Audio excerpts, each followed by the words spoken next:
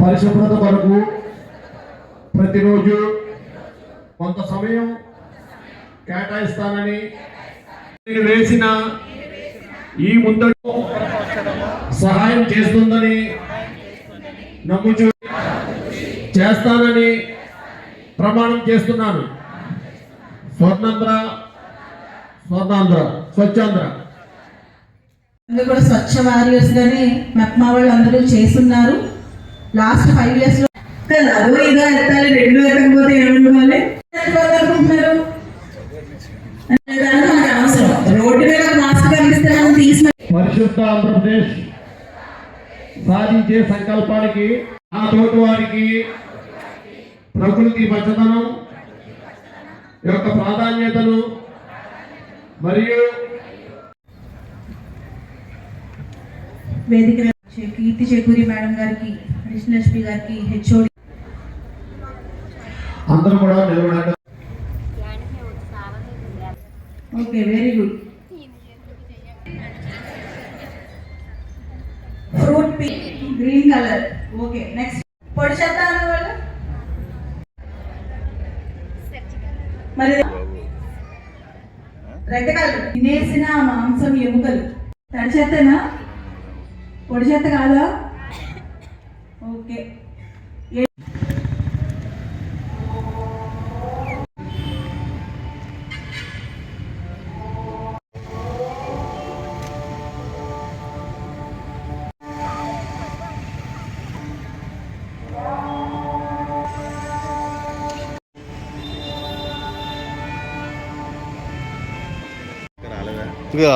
Voice చెప్తారు కదా.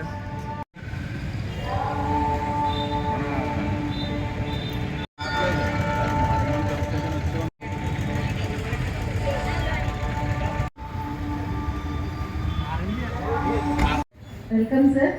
Welcome our honourable MLA Shri Adireddy Srinivas కార్యక్రమాలు చేసుకుంటున్నాం సార్. దానిలో భాగంగా మనం చేసుకోవడం వల్ల లాభాలు ఏంటి అనేది మాట్లాడుతున్నాం సార్.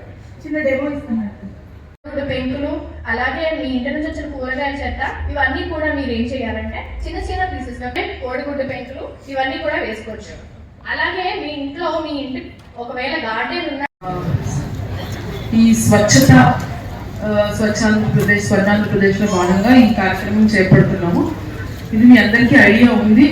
రెగ్యులర్గా మీరు ఇందాక కూడా చాలా బాగా చక్కగా చెప్తున్నారు. డ్రై వేస్ట్, వెట్ వేస్ట్ ఏంటి అనేది బాగా చెప్తున్నారు, బాగా ఇన్వాల్వ్ అయ్యి ఉన్నారు. మనం ఇది ఒక ప్రభుత్వం ఇచ్చిన ప్రోగ్రాంలా కాకుండా, ఇది మన మంచికే అనేది మన రొటీన్గా కాకుండా, ఇది మనకి ప్రభుత్వం టార్గెట్స్ పెట్టింది కాబట్టి మేము చేస్తున్నాం అనే ఉద్దేశంలో కాకుండా, మనం దీన్ని మన మంచికే, మన ఆరోగ్యానికి మన మంచికే ఈ ప్రోగ్రామ్ ఉన్నది అనేది మనందరికీ ఫస్ట్ అవేర్నెస్లో ఉండాలి. సో మీ అందరికీ తెలుసు, ఒకప్పుడున్న ఆరోగ్యాలకి ఇప్పుడున్న ఆరోగ్యాలకి చాలా తేడా ఉంది. మీకంటే మీ ముందు జనరేషన్ చాలా ఆరోగ్యకరంగా ఉన్నారు, దానికంటే ఆ ముందు జనరేషన్ చాలా ఆరోగ్యకరంగా ఉన్నారు, మనందరికీ తెలిసిందే. సిమిలర్గా ఈ కంపోస్టింగ్ అనేది ఒకప్పుడు మనం అంతా చేసుకున్నదే. ఇది ఈరోజు మనం మళ్ళీ నేర్పించే పరిస్థితికి వచ్చాం. ఇది మనకున్న ఇప్పటి నుంచో నాలెడ్జ్. హోమ్ కంపోస్టింగ్ కానీ, ప్లాస్టిక్ వాడకం తగ్గించడం కానీ, మనం మన చేతిలో ఏదైతే ఒక బ్యాగ్ ఉండేదో అదే బ్యాగ్ని మళ్ళీ సంతకు తీసుకెళ్ళడం, అదే బ్యాగ్ వచ్చి చక్కగా ఇంట్లో పెట్టుకోవడం, దాన్నే మళ్ళీ యూజ్ చేసుకోవడం. ఊరికి వెళ్ళినప్పుడల్లా కొత్త ప్లాస్టిక్ కవర్, వెళ్ళినప్పుడల్లా కొత్త కవర్లు, ఇవన్నీ కూడా మనకి రీసెంట్గా వచ్చిన అలవాట్లు.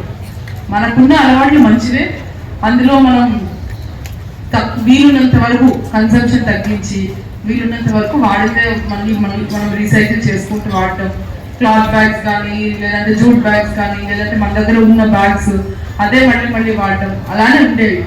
సో ఇవన్నీ కూడా లాస్ట్ 20-30 years నుంచి కాలక్రమేణా ప్లాస్టిక్ వాడకం పెరగడం, దాని ప్లాస్టిక్ చీప్గా మనకి రేట్ దొరకడం, ఈ రకరకాల కారణాల వల్ల, కంఫర్ట్స్ వల్ల మనం దానికి అలవాటు పడ్డాం.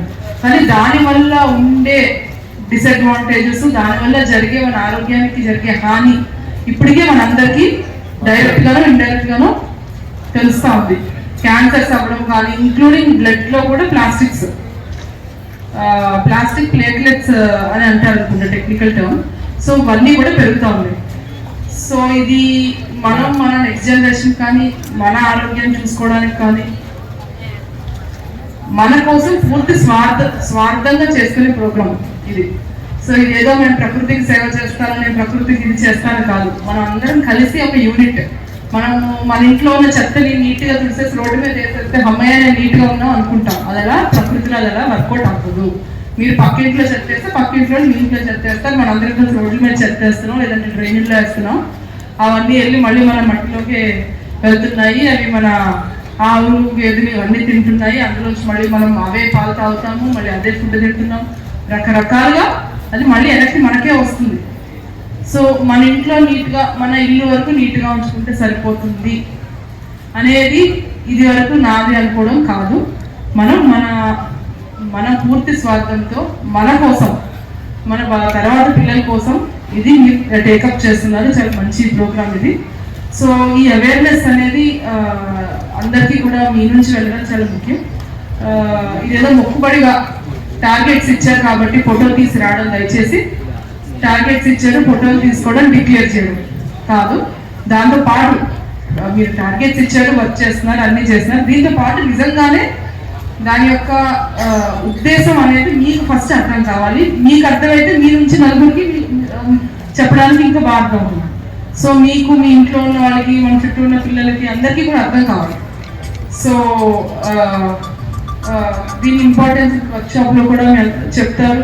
ఇంకా అవేర్నెస్ ఏమన్నా, ఇంకా దీనివల్ల జరిగే హార్మ్ఫుల్ ఎఫెక్ట్స్ ఏంటి అనేది కూడా ఎక్స్ప్లెయిన్ చేయడము.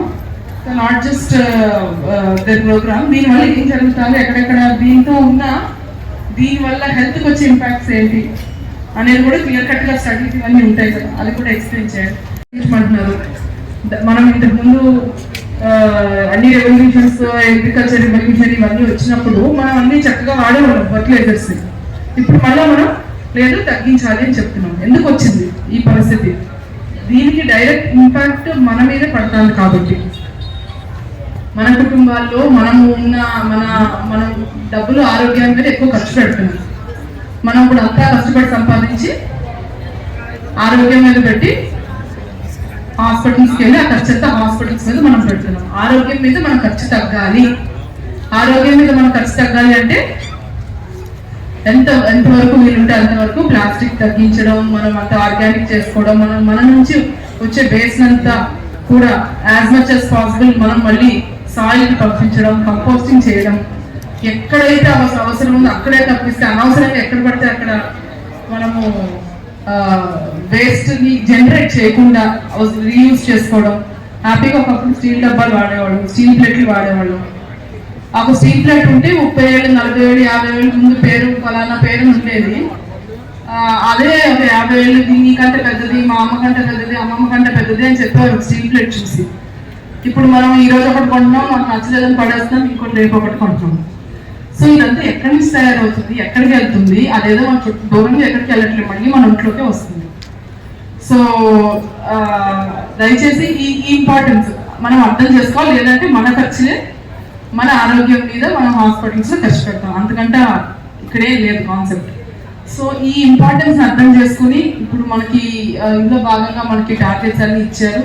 మీకు ఇంత చేయాలి, ఫలానా సచివాలయంలో కానీ ఫలానా సిఓ కింద, ఆర్పీ కింద ఇంతమందిని అవేర్నెస్ తెచ్చి ఇంతమందిని హోమ్ కంపోస్టింగ్ వైపు తీసుకువెళ్ళాలని, లేదంటే టెర్రస్ గార్డెన్ తీసుకెళ్ళాలని ఇవన్నీ చెప్తున్నారు. ఇవన్నీ కూడా మన కోసం మనం చేసుకునే ప్రోగ్రామ్. దయచేసి ఆ ఇంపార్టెన్స్ దయచేసి అది అర్థం చేసుకుని మీకు ఇంకా ఎటువంటి కార్పొరేషన్ తరఫు నుంచి కానీ ఎటువంటి హెల్ప్ కావాలన్నా, ఎటువంటి ట్రైనింగ్ కానీ, ఎటువంటి రిసోర్సెస్ కావాలన్నా సరే చెప్పండి, we will give. But this message has to go in to public. అది మాత్రం మనందరి బాధ్యత. పబ్లిక్కి మెసేజ్ ఎఫెక్టివ్గా వెళ్ళాలి. అందరూ దీని యొక్క ఇంపార్టెన్స్ అర్థం చేసుకోవాలి. ఈ ఇంపార్టెన్స్ తగ్గించాలి. ఒక్కసారి అందరూ నిజంగా తగ్గిద్దాం అనుకుంటే కష్టం కాదు, అస్సలు కష్టం కాదు. ఒకసారి కనుక దీనివల్ల జరిగే హాని తెలుసుకుని దీనివల్ల మనము వేస్ట్ ప్రొడక్షన్ తగ్గించాలి, జనరేషన్ తగ్గించాలి, రీసైక్లింగ్ చేయాలని అనుకుంటే మన వాళ్ళందరూ ఇది అస్సలు కష్టమైన పని కాదు. కానీ అది ఎఫెక్టివ్గా పబ్లిక్ అందరిలో వెళ్ళాలి అంటే ఏమేమి చేయాలి, ఎలాంటి ప్రోగ్రామ్స్ చేపట్టాలి, మీరు కూడా మీ సజెషన్స్ ఇవ్వండి. కానీ ఎట్టి పరిస్థితుల్లో ఇది సీరియస్గా తీసుకోవాల్సిన ప్రోగ్రామ్. అండ్ ఊరికే మనం డిక్లేర్ చేయడం, ఫోటో అప్లోడ్ చేయడం, ట్యాగింగ్ చేయడంతో ఇది ఆగే ప్రోగ్రామ్ కాదు. ఫీల్డ్ విజిట్స్ అన్ని చేసి పబ్లిక్లో మార్పు రావాలి, అవన్నీ మీరు తెస్తారు. ఫస్ట్ మీకు అవగాహన ఉంటే అందరిలో కూడా మీరు తేగలుగుతారు, మీ అందరు తెస్తారని పూర్తిగా నమ్మకం ఉంది. సో ఈ వర్క్షాప్ కూడా మీరు బాగా ఇందులో నాలెడ్జ్ అంతా గెయిన్ చేసి ఇదంతా కూడా పబ్లిక్లోకి తీసుకెళ్తారని ఆశిస్తున్నాను.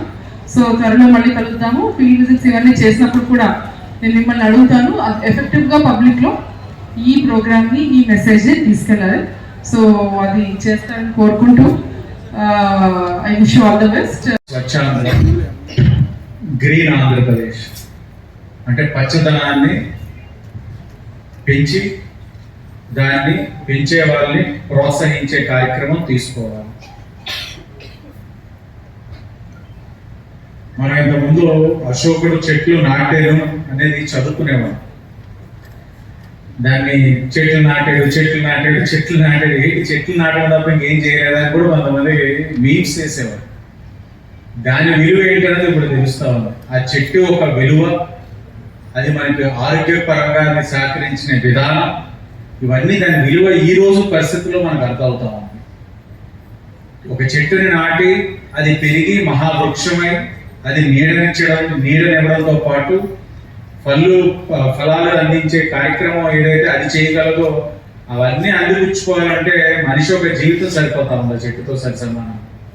బట్ మన భవిష్యత్ తరాల వారికి ఏమవగలమా అంటే ఈ రోజున్న పరిస్థితుల్లో మీరు ఆస్తి ఇచ్చినా ఏది ఇచ్చినా భవిష్యత్ తరాల వారికి ఉపయోగపడదు. మంచి ఆరోగ్యం ఇవ్వగలిగితేనే భవిష్యత్ తరాల వారికి ఉపయోగపడుతుంది. అదే మనం ఇచ్చే 1000 కోట్ల ఆస్తి. మీరు ఆరోగ్యం అనేది లేకపోతే ఎన్ని ఉండలేమండి, ఏది కూడా మనం చేయలేం. ఆరోగ్యం అన్నది ఎలాగా అంటే ఒకటి మంచి ఆహారం అందించడంలో మన పాత్ర ఉంటుంది పిల్లలకి, ఇంకొకటి మంచి వాతావరణం, ఆరోగ్యకరమైన వాతావరణం. అది అందించడానికి మీ వంతు కృషి ఏంటంటే మొక్కల్ని నాటడం. ఈరోజు ఇప్పుడు శాసనసభ్యుడిగా నేను కూడా ఈ మొక్కలు నాటుతా ఉంటే పశువులు తినేస్తా ఉన్నాయి, పెంచడం కష్టం అని చెప్తా ఉన్నప్పుడు మొక్కలు కాదని చెప్పి చెట్లు నాటుతా ఉన్నాం. 10 అడుగుల చెట్లు మొన్నే 11 నాటాం. అతి దగ్గరలో ఇంకా ప్రారంభిస్తాం. అంటే 5 సంవత్సరాల్లో ఈ చెట్టులు ఒక 2 సంవత్సరాలు అయితే వృక్షం బాగా పెద్దగా అవుతాయి. ఒక 20 అడుగులు పెద్ద అయింది అంటే అది మనకి వాతావరణంలోని శాతం ఏదైతే ఎండ యొక్క తీవ్రతని 1 డిగ్రీ తగ్గించగలిగినా మనం మంచి కార్యక్రమం చేసిన వాళ్ళు అవుతాం. ఆ కార్యక్రమాన్ని కూడా ఎంచుకొని చేస్తాము. అలాగే ప్రభుత్వ పరంగా గౌరవ ముఖ్యమంత్రి గారు కూడా చెప్పేది మొదటి నుంచి పచ్చదనాన్ని మనం కాపాడుకోవాలి, మొక్కల్ని నాటండి, సంరక్షించండి. అలాగే ఏదైతే ఈరోజు మీకు ఇప్పుడు చెప్తా ఉన్నారు వాళ్ళ మధ్యలో ఆపండి. ఈ కంపోస్ట్ ఇంతకుముందు కూడా వెర్మి కంపోస్ట్ అని ఇది ఆయన ఇవన్నీ కూడా ఎక్కువ మనతోటి ఆరోగ్యకరంగా మనిషి జీవించడానికి ఏది కావాలో అవన్నీ కూడా ఎప్పటికప్పుడు చెప్తా ఉంటాడు. ఈ మధ్యన మనం చూస్తా ఉన్నాం యూరియా అంతగా రైతులు మహా ఇబ్బంది పడిపోతున్నారని చెప్పి అదే పని మీద ఫేక్ పబ్లిసిటీ చేస్తా ఉన్నారు. మనం కూడా అర్థం చేసుకోవాల్సింది ఏంటంటే యూరియా సమపాలు వరకే భూమిలో వేయాలి, మొక్కని మనం పండించాలి. దొరికింది కదా అని చెప్పి ఇష్టానుసారంగా యూరియా వేయడం వల్ల కలిగేది ఒక లాభం ఉంది, పంట పెరుగుతారు, దిగుబడి పెరుగుతారు. కానీ ఆ యొక్క భూమి ఏదైతే ఉందో దానికి సహజంగా కొన్ని వనరులు ఉంటాయి, అవన్నీ కూడా దాని యొక్క నేచురాలిటీ కోల్పోతారు, దాంట్లో ఉన్న న్యూట్రియంట్స్ కోల్పోతారు. కోల్పోవడం వల్ల మరొక పంటకి అది సహకరించదు. అలాగే ఎక్కువ యూరియా వాడడం వల్ల క్యాన్సర్ కూడా దారి తీస్తా ఉంది. ఇదే గౌరవ ముఖ్యమంత్రి గారు చెప్తా ఉన్నా, ఎంతవరకు వాడాలో అంతవరకే వాడాలి. దొరికింది కదా అని చెప్పి ఫ్రీగా అన్ని వాడేస్తాం అనుకోండి, ఆరోగ్యపరమైన సమస్యలు వస్తాయి. ఇప్పుడు దానికి ప్రత్యేకంగా నానో యూరియాని ఇలాంటివన్నీ తెస్తా ఉన్నారు. అంటే మనం పండించే పంట అలాగే మనం తిండి బట్టి కూడా మన ఆరోగ్యం ఉంటుంది. ఇప్పుడు ఏదైతే వెర్మి కంపోస్ట్ ఇవన్నీ కూడా కంపోస్ట్ అంతా కూడా నేర్పిస్తా ఉన్నారో మనం చిన్నగా చేసుకోగలిగితే మనకి ఇంట్లో ఉన్న చిన్న ఏదైతే స్పేసెస్ ఉన్నాయో దాంట్లో చేసుకొని పండించుకోగలిగితే, ఆ న్యాచురల్ ఫుడ్స్ తినగలిగితే ఆరోగ్యాన్ని మనం కాపాడుకునే వాళ్ళం అవుతాము. స్వచ్ఛ భారత్ అనే కార్యక్రమాన్ని భారతదేశంలో ప్రధానమంత్రి మోడీ గారు ప్రభుత్వం ఏర్పడినప్పటి నుంచి ఈ స్వచ్ఛ భారత్ అనే దాన్ని బాగా అవేర్నెస్ని క్రియేట్ చేశారు. దీనిలో ప్రధానంగా మానవ జీవితంలో ఉన్నటువంటి అన్ని అంగాలు, అన్ని ప్రదేశాలు, ఈవెన్ సముద్రంలో లోతట్టు ప్రాంతాల్లో మన మున్సిపాలిటీ నుంచి వెళ్ళిన విశాఖపట్నం కార్పొరేషన్ నుంచి వెళ్ళినటువంటి బాటిల్స్ కూడా తీసి, అంటే సముద్రం కూడా మనం ఏ విధంగానూ పొల్యూట్ చేయకూడదు, మన గోదావరిని మనం ఏ విధంగానూ పొల్యూట్ చేయకూడదు. ఈ విషయాల్ని మీరు ప్రజలకు తెలియచేయాలనేటువంటి సదుద్దేశంతో ఈవేళ మనం ఈ కార్యక్రమాన్ని తీసుకోవడం జరిగింది. ప్రధానంగా సాలిడ్ వేస్ట్ మేనేజ్మెంట్ మన MHO గారు చాలా డీటెయిల్గా దీన్ని ఎక్స్ప్లెయిన్ చేస్తున్నారు. 2016 నుంచి ఈ కార్యక్రమం ఏర్పాటు చేయబడింది.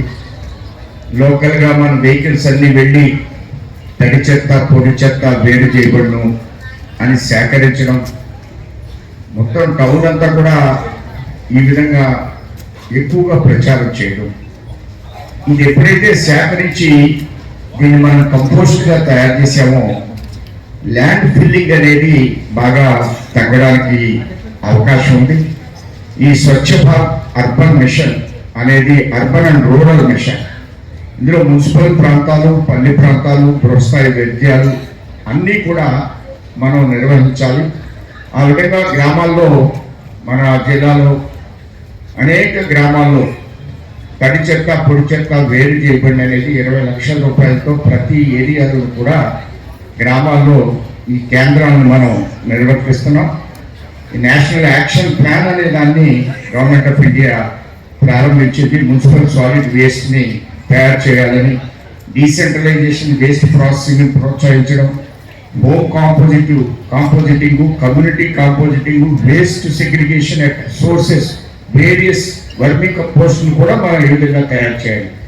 మన యొక్క ప్రాంతాల్లోనే ఈవెన్ టౌన్లో కూడా వర్మీ కంపోస్ట్ని మనం ఏ విధంగా తయారు చేయాలనేటువంటి విషయాన్ని మనం పబ్లిక్లో అవేర్నెస్ని క్రియేట్ చేయాలి.